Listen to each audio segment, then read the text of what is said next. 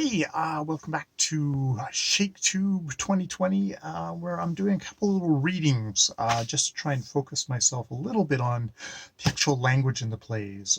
This week, Anthony Cleopatra is one of the plays that I'm focusing on, and I'm sort of at that juncture in the play where I'm focusing on Anthony's shame. Uh, Anthony has thrown his lot in with Cleopatra, and they've gone to war. But when Cleopatra flees, he follows her, bringing great shame upon himself. And this is a guy who, before this point, has been a great, valorous warrior. Indeed, the warrior that seems to be the one that, Octavian Caesar, that's, who is probably the most canny of the fellows here, most controlled. He's like he may not respect Anthony in a lot of ways, but as a warrior, he has the greatest respect, and that Anthony would flee, would turn coward, seemingly follow his woman, such a very unmanly act, because this is all being highly gendered. And this just like how, and it's interesting to look at Anthony's language through all this. So this is just after this has happened that we've had reports that he has fled with Cleopatra.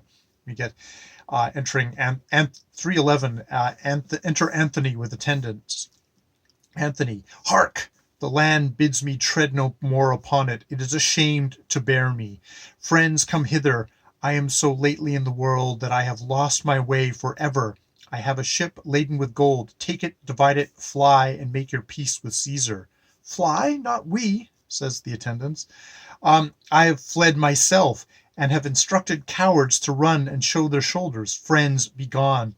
I myself have resolved upon a course which has no need of you. Be gone. My treasure is in the harbor. Take it. Oh, I've followed that I blush to look upon.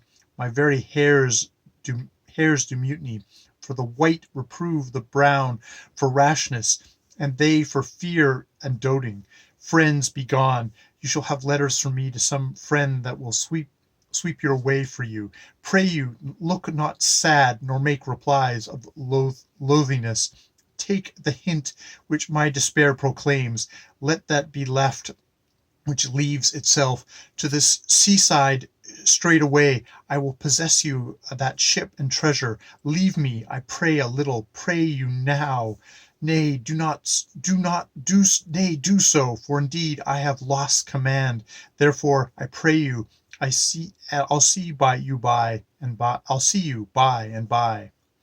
And so we have this kind of just the opening here of Anthony. It's like, the land itself is ashamed to bear me. He's got that kind of amount of shame, and that he's lost his, and I am so laden in the world that I have lost my way forever.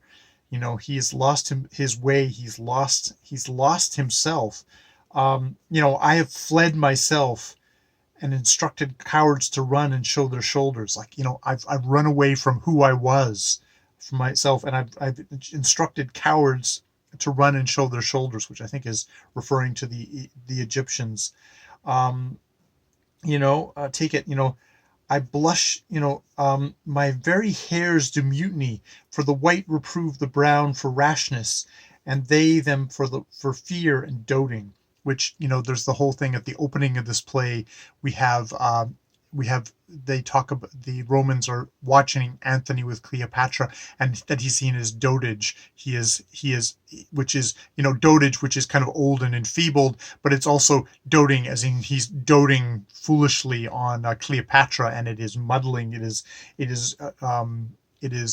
degrading him, his warrior manly self.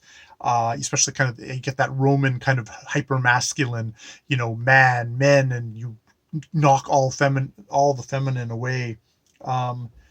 It's like, nay, no, I have lost command, therefore I pray you, I'll see you by and by. It's like he's lost command, and it's like he's lost command of himself, which is the kind of the big thing happening here.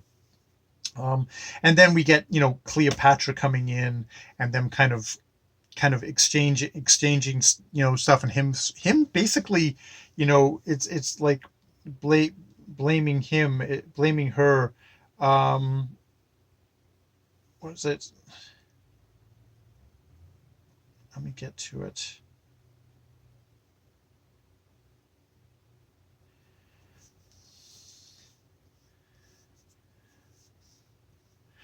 Yeah, okay, here's Anthony, turning on Cleopatra and going, "Oh, whither hast thou led me, Egypt?" Referring to her now not as Cleopatra, but as Egypt. "Oh, whither hast you led me, Egypt?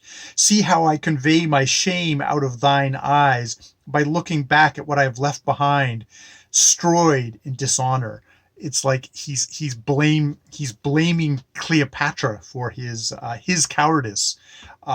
You led me to this, and Cleopatra saying, like, "Forgive me my fearful sales. I little thought that you would have followed," which is sort of reasonable. Of like, things weren't going well for her, and so she fled.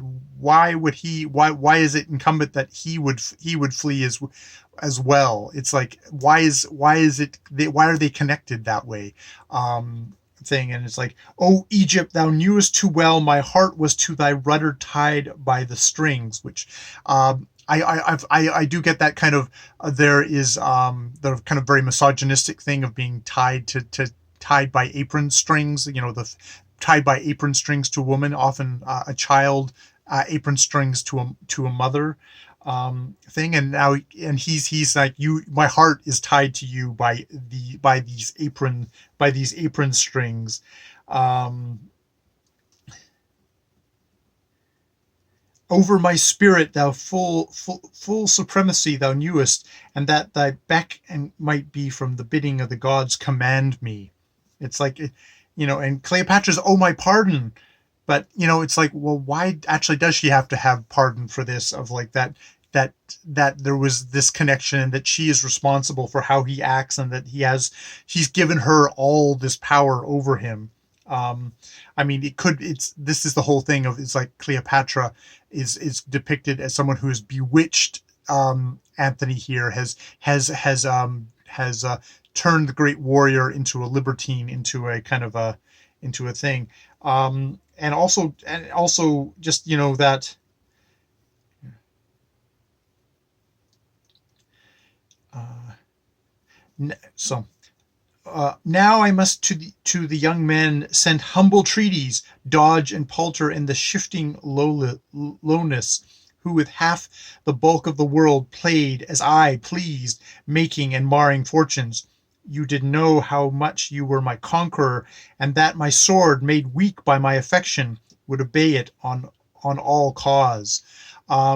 Which, obviously, the swords. This is seems to be a highly Freudian.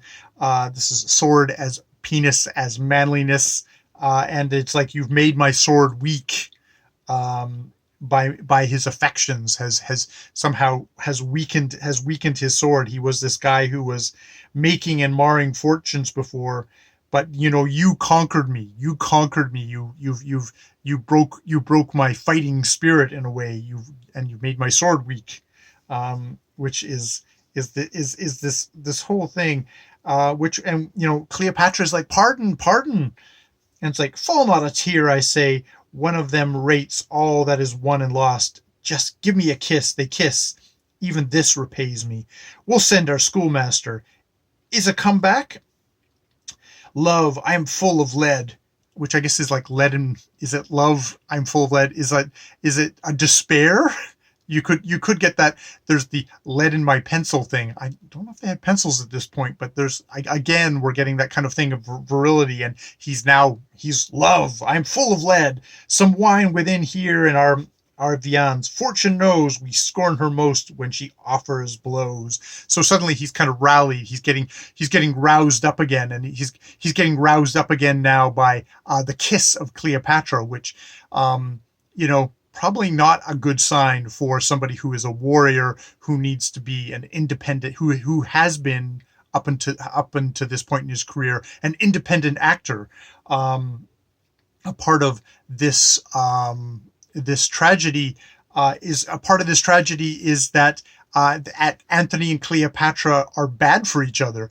That, like, especially for this video, just talking about Anthony, it's like him being conquered by Cleopatra has negated his great talent, his great skill as a virile soldier. It seems is what this play is presenting, as a woman and feminine and affection, as being something that is unmanly, unsoldierly, that is going to incapacitate him from being able to having this very kind of a personal relationship, is going to bring him shame, as a warrior. And I mean, this is a big thing to get into here, is that this is mostly seems to be a play about, public appearance is how we're getting this. This is what does he look like to his fellow Romans having this relationship with Cleopatra,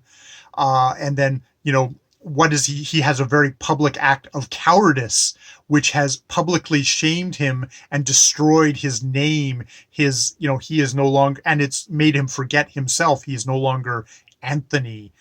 He is kind of a lesser thing. He is Anclo or Anpatra or something like that. One of those stupid celebrity names, where you merge these two people together, and they're no longer two big individuals. They are somehow, it's lessened him, weakened him on a public sphere. So yeah, that's my thoughts on Anthony and Cleopatra, for right now. Happy Shktb.